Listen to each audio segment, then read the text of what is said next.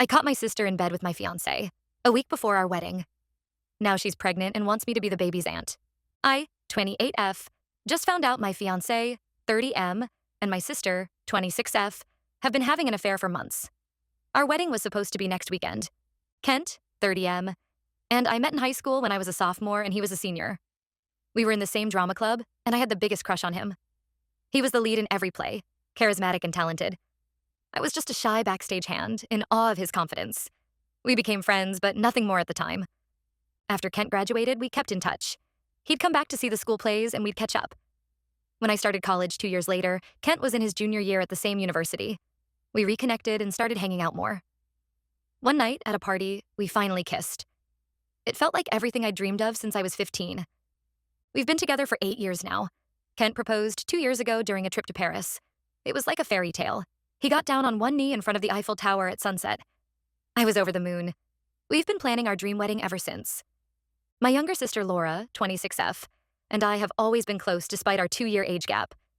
Growing up, we shared everything: clothes, secrets, you name it. Laura was always the wild child, while I was more reserved. She'd sneak out to parties, and I'd cover for her with our parents. Despite her rebellious streak, Laura always had my back. When I started dating Kent, Laura was supportive but cautious. She warned me not to lose myself in the relationship. Looking back, I wonder if she saw something in Kent that I was too blinded by love to notice. Laura has been single for a while.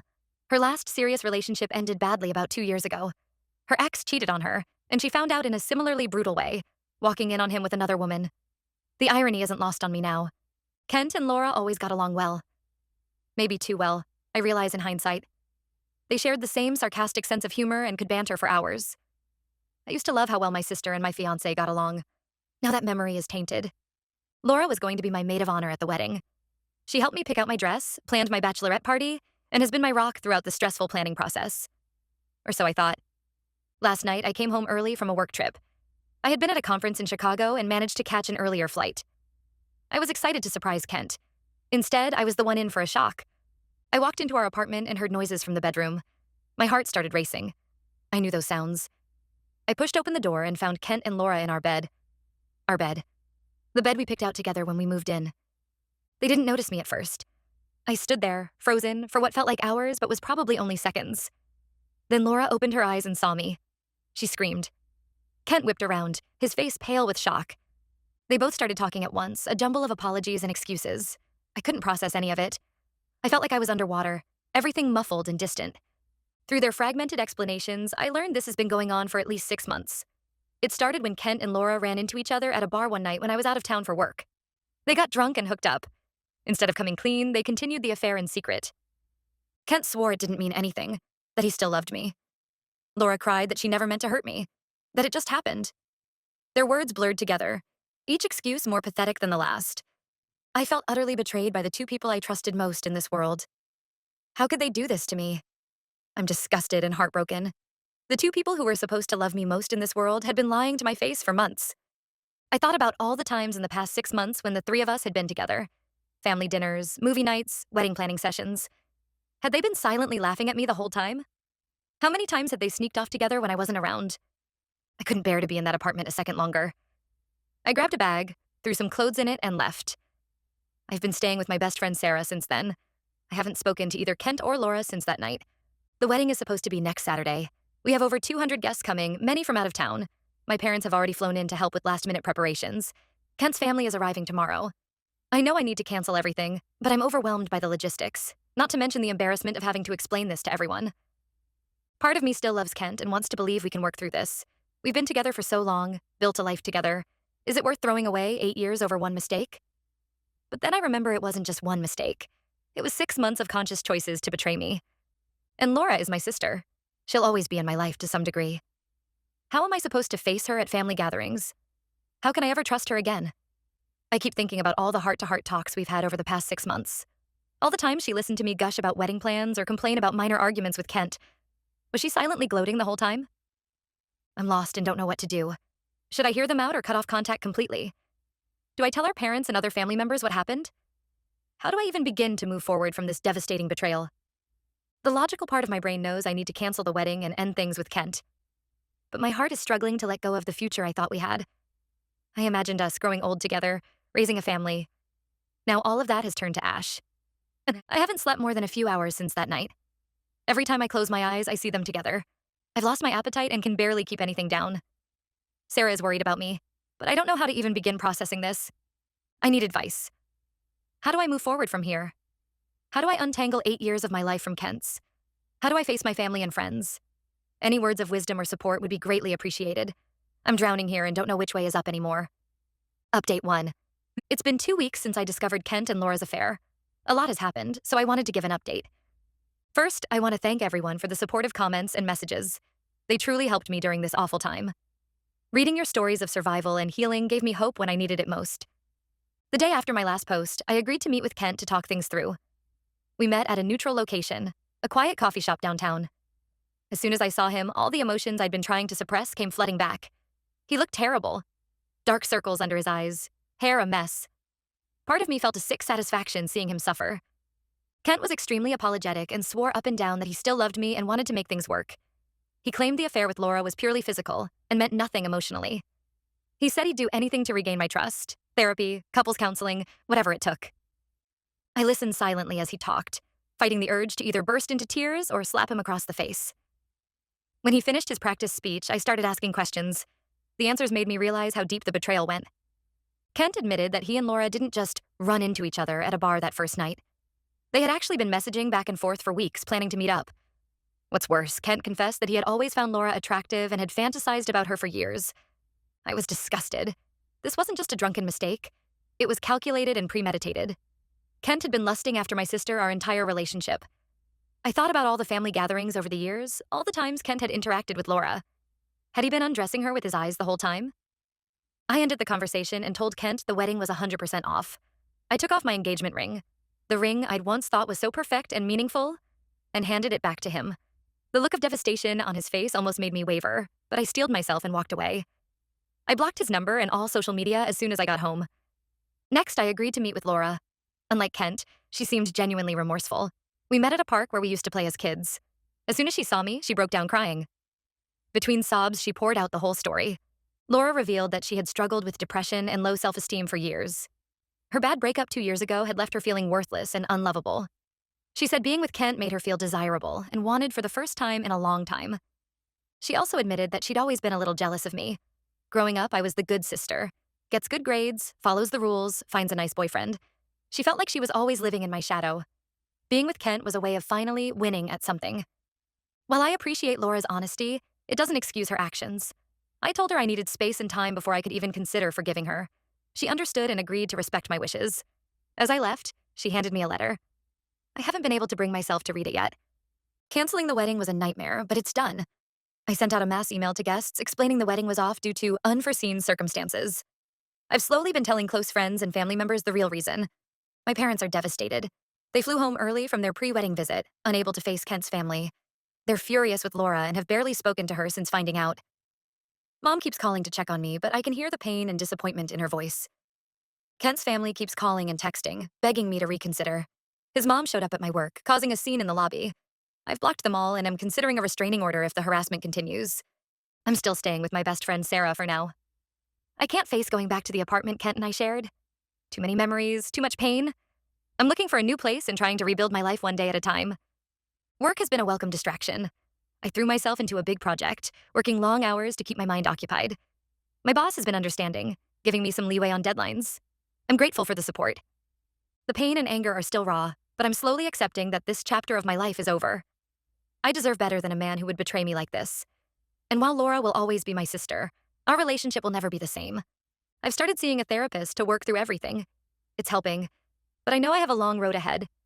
Some days I feel strong and empowered. Other days I can barely get out of bed. I'm trying to be patient with myself and take it one day at a time. Thank you again for all the support. I'll update again if there are any significant developments. Update 2. It's been about 2 months since my last update. Things have settled into a new normal, but there have been some surprising developments I wanted to share.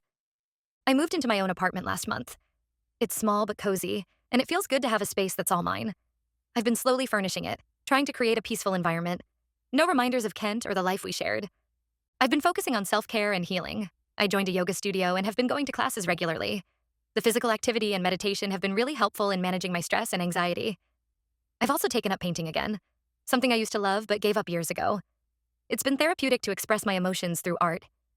Kent has finally stopped trying to contact me. Last I heard, he moved back in with his parents. A mutual friend told me he lost his job. Apparently, his work performance tanked after everything that happened. I'd be lying if I said I didn't feel a twinge of satisfaction at that news.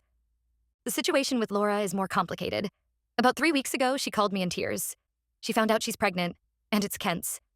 I was floored, just when I thought this mess couldn't get any worse. Laura said she's keeping the baby. She asked if I would consider being involved in the child's life as its aunt. I honestly don't know how to feel about that. On one hand, it's an innocent baby who didn't ask to be born into this situation. On the other hand, the child will be a constant reminder of Laura and Kent's betrayal. I told Laura I needed time to think about it. She understood and said she'd give me space. Our parents are conflicted as well. They're excited about becoming grandparents, but devastated by the circumstances. Mom called me, torn between joy at the prospect of a grandchild and guilt over feeling that way, given how much pain Laura and Kent have caused me. In a strange twist, Kent apparently wants nothing to do with the baby. He told Laura he's not ready to be a father and suggested she take care of it. Real stand-up guy, that one. I may despise Kent, but I feel awful for Laura dealing with this alone. Despite everything, I find myself worrying about Laura. Pregnancy is hard enough without all this added stress and drama. Part of me wants to support her through this, but another part feels like that's not my responsibility after what she did. I finally read the letter Laura gave me months ago. In it, she poured out her heart, explaining how depressed and lost she'd been feeling for years. She wrote about how she'd always looked up to me and felt like she could never measure up. The affair with Kent was a misguided attempt to feel worthy and wanted. Reading the letter brought up a lot of complicated emotions. I'm still angry and hurt, but I also feel sad for Laura. I wish she had talked to me about her struggles instead of betraying me like this. I'm still working through my feelings on all of this. For now, I'm just taking it one day at a time and trying to focus on my own healing and growth. I know I'll have to make some difficult decisions regarding Laura and the baby in the coming months. I'm not sure what the right thing to do is, but I'm trying to approach it with as much grace and maturity as I can muster. My therapist has been helping me work through all of this. We've been exploring my feelings about potentially being an aunt to this child and how to set healthy boundaries with Laura moving forward. It's a complex situation with no easy answers. On a more positive note, I've started to feel ready to date again. I'm not jumping into anything serious, but I've been on a few casual dates. It feels good to be reminded that there are decent men out there, even if I'm not ready for a relationship yet. I'll update again if there are any major changes. Thank you all again for your support through this crazy journey. Update 3. It's been about 7 months since my last update. A lot has changed, so I wanted to give a final update on this saga. Laura gave birth to a healthy baby boy last month. His name is Ethan, and despite my initial reservations, I decided to be there for her during the pregnancy and birth. It wasn't easy, but I realized that my anger towards Laura was only hurting me in the long run. We've slowly been rebuilding our relationship, though things will never be quite the same between us. The first time I held Ethan, it was a surreal experience. I had spent months dreading his arrival, fearing the emotions it would bring up. But when I looked at his tiny face, all I saw was an innocent baby who needed love. It was a turning point for me in my healing process.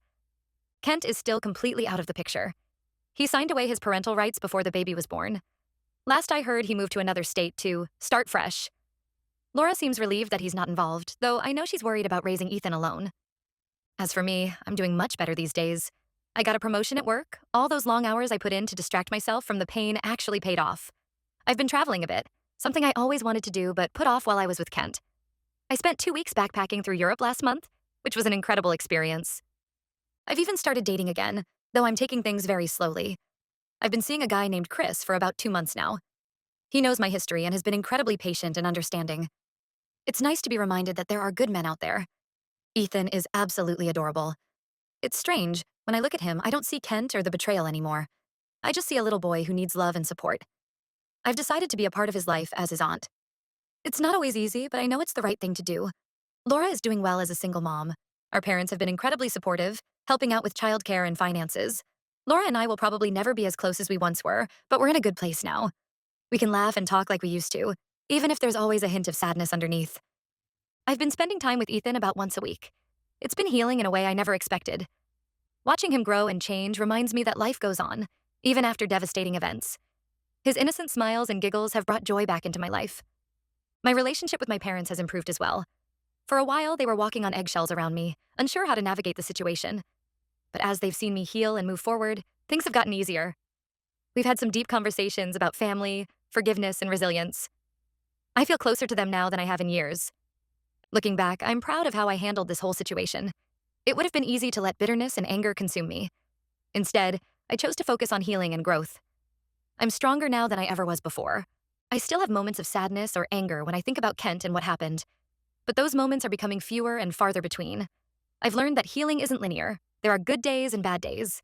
But overall, I'm in a much better place than I ever thought possible in those first dark days after discovering the affair. My advice to anyone going through something similar: take it one day at a time. Allow yourself to feel your emotions, but don't let them control you.